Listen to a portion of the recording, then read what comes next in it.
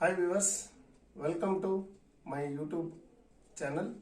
Let's start with Albert Camus' famous statement. The only way to deal with an unfree world is to become so absolutely free that your very existence is an act of rebellion. Along with Albert Camus' statement, moving further, Rumi also has given a statement, that is, you were born with wings, why prefer to crawl through life? With Albert Camus and Rumi's thoughts, let us take up a great poem by Maya Angelou, Nobel Prize winner, who is Afro-American, who is instrumental in giving many great books and novels. Her one of the famous statement, if you don't like something, change it.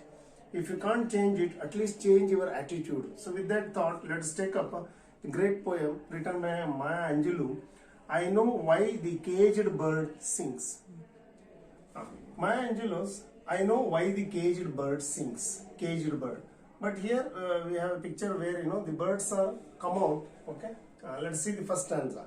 A free bird leaps on the back of the wind and floats downstream.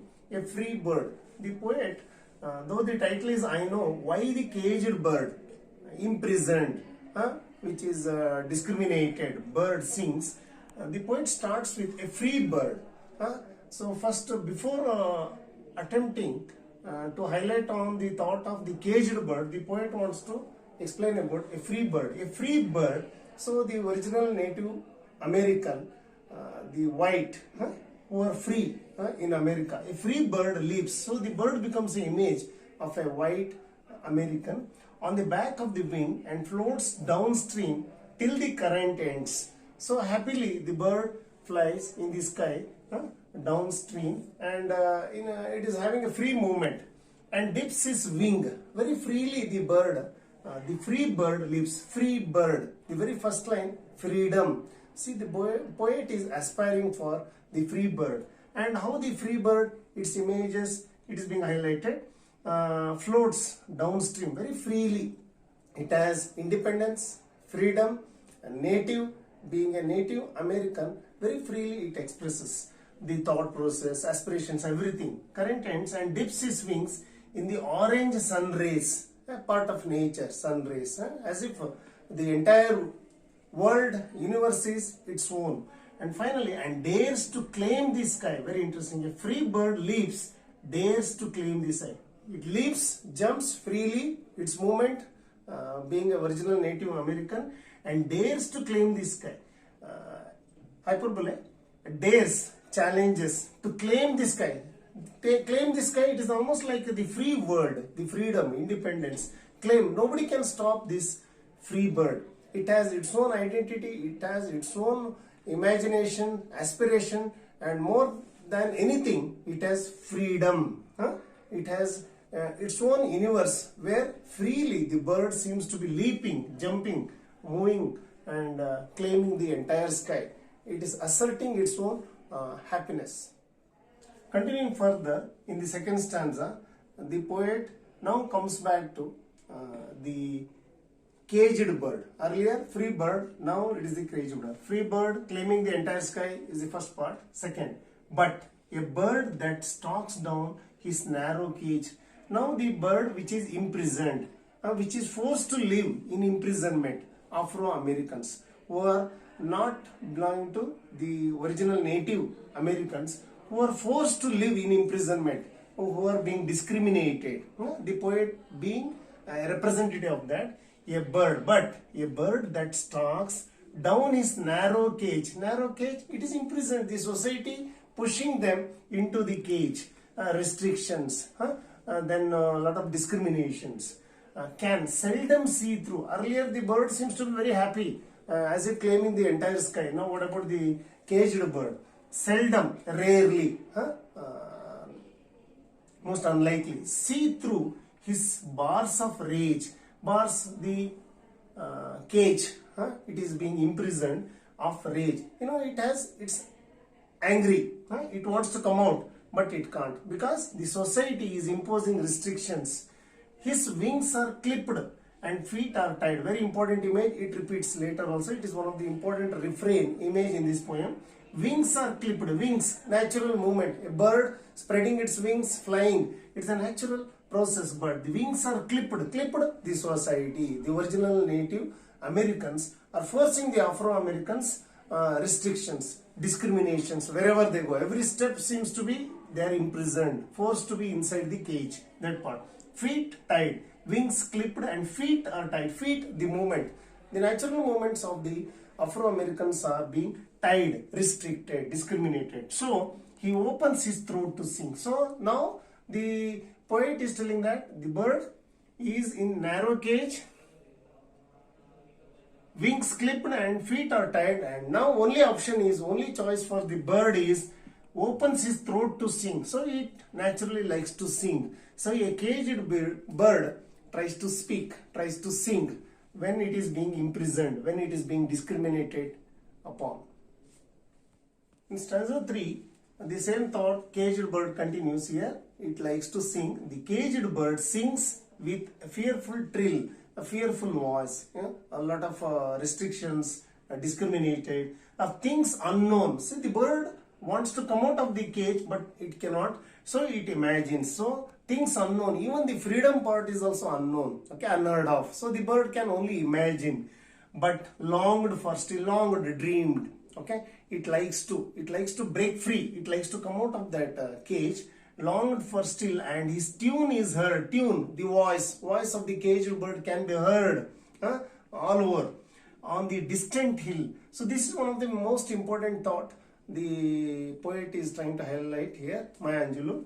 His tune is heard on the distant hill. This is one of the important expectation from the Maya Angelou, the poet's point of view. The caged bird, no doubt, it is being forced upon, discriminated upon. It is forced to live inside a cage by the Native Americans, but it likes to sing, it likes to express his voice. The tune is heard on the distant hill, for the caged bird sings of freedom. Very interestingly, the caged bird sings nothing other than freedom. It wants to break free, it wants to assert its voice. Considering that America belongs to even Afro-Americans also. Not only for the Native Americans, even the Afro-Americans has a voice, has a freedom of speech, expression. They want to break free, and that is being highlighted. In stanza 4, like in the first stanza, the free bird likes to claim the sky. Further, once again, it likes to go back. The free bird which is moving outside freely, happily, the Native Americans, what they are doing, the free bird thinks of another breeze. Once again, second time the bird wants to claim the sky, that freedom, that part. And the trade winds off through the sighing trees, and the fat worms waiting on a dawn bright lawn. Fat worms, naturally a bird will come out of its nest, searching for the insects, the food part. See, the poet is highlighting the free bird thinks of another breeze. So it wants to claim the sky once again, and along with the trade winds moving through the trees, and finally it will locate the fat worms waiting on a dawn, bright lawn, in the morning time. See, the early bird catching its prey. So the free bird thinks. Earlier the caged bird thinks of singing, nothing but freedom. Now the free bird, already it is free, outside happily, considering the entire earth its own, claiming the sky, and it will catch the fat worms waiting to be eaten. And he names the sky his own. Once again, second time making an assertion, the Native Americans, he names the sky his own. Very important, predominant thought. Maya Angelou tries to highlight this through the image. What is that? Names the sky his own, names the sky, not only the sky, the entire world, the America belongs to original Native American. That is being highlighted here, the poet. Now, parallelly in this fourth stanza, the poet comes out with even the caged bird, the thought. What is that? Like the free bird claiming the sky its own, naming the sky its own, eating the fat worms. What about the caged bird? The caged bird likes to sing, singing the freedom. Caged bird, but a caged bird stands on the grave of dreams inside the cage. It is standing on the grave of dreams. So it is being forced to live, captivated, imprisoned, being discriminated inside a cage by the original Native Americans. So the caged bird stands on the grave of dreams. It also is full of dreams. It also likes to break free. It wants to assert the entire sky. It wants to come out in public singing the songs of freedom, but it cannot. It is being forced. His shadow shouts on a nightmare scream. Shadow, it is being forced to live inside a cage. Only its shadow can come out, not the real bird. His wings are clipped, and same thing, it is being refrained. Already I have stated, as I stated earlier, wings are clipped, feet are tied. So wings are clipped, so the natural movement of the bird is restricted. Feet are tied by the, once again, the social restrictions, and then the discrimination. And he opens his throat to sing. So the bird is not having any other option. The caged bird, it cannot come out of the cage, but it has the option to sing. It can sing of the songs of freedom, and it wants to, once again, like the free bird, claiming the sky and considering the sky as its own. The caged bird also has the choice to break free, express its aspirations, feelings, as well as the dream of having freedom, having the country on its own, as its own. That is being highlighted here. The same thought continues with the caged bird.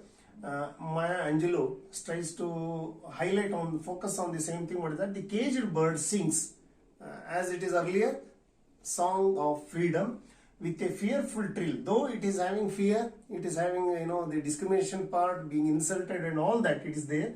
Things unknown, once again, things unknown, even the freedom part also, as it is forced to live inside the cage, it likes to break free, and it wants to enjoy the freedom part. It wants to live independently, but longed for still, longed so long as they live in America, that part, Afro-Americans, that, the anger, the fear, that part. His tune is heard. This is very important. Maya Angelou is trying to stress upon this.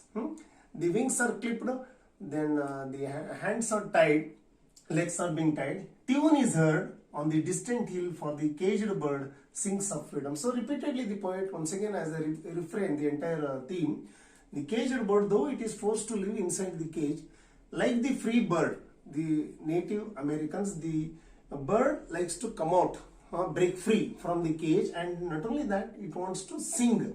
Though it is physically not able to come out of the restrictions and the discrimination part, it likes to sing the unknown part of the freedom. And not only that, it wants its tune to be heard by all the people. One day may come, its aspiration, its dream of coming, breaking free and coming out of the prison will become a reality. This hope the poet Maya Angelou tries to highlight in I Know Why the Caged Bird Sings. So finally, I want to conclude with a famous statement by Maya Angelou, that is, a bird does not sing because it has an answer. It sings because it has a song. It has originality. It has original thoughts, an innate feeling. That thought I want to highlight. Further, fear is a cage you build for yourself. So the poem I Know Why the Caged Bird Sings tries to highlight that each of us have to break free and try to come out with our original thoughts, innovative skills, aspirations. And further, it is an individual who makes a mark. It is not the society that is, or the discrimination part, or being insulted upon, like the Maya Angelou, Afro-American, who tries to assert her freedom of expression, freedom of song, through the image of a caged bird and a free bird. The caged bird likes to break free, wants to sing songs of freedom, wants to assert the free world, the freedom part, wants to claim the entire sky. We also, each of us, to come out and break free from our hidden discriminations and all that. Consider it to like and subscribe.